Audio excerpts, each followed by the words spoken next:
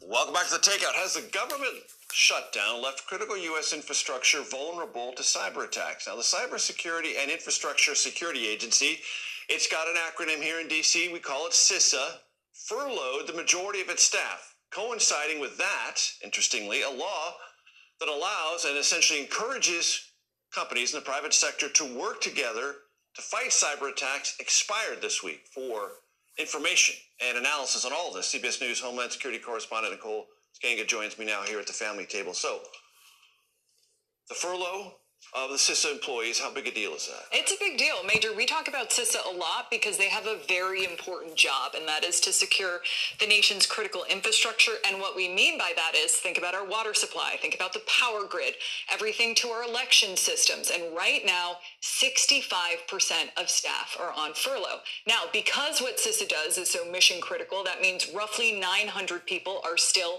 working to defend the nation's cybersecurity. However, that being said, this is an organization that is already understaffed and overworked. And beyond that, the concern here is that some of the functions this agency does, threat analysis, incident response coordination, communicating with our local state representatives on cybersecurity efforts, it's going to go by the wayside. The bottom line is the longer the shutdown lasts, the more at risk we are. And keep in mind, it's not like cyber threats have diminished recently. We continue to see ransomware attacks, and we continue to see cyber espionage by nation states like China.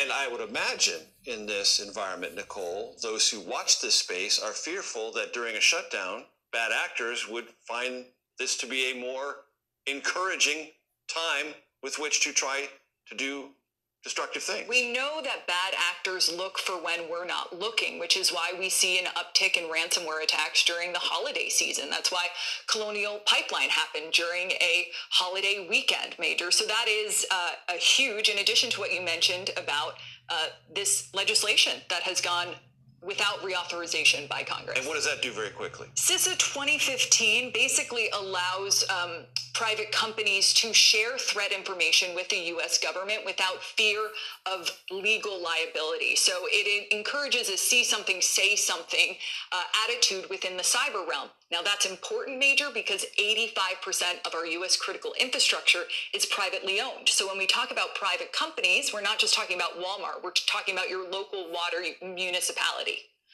Nicole Skanga, important stuff. I appreciate it very, very much. Thank you.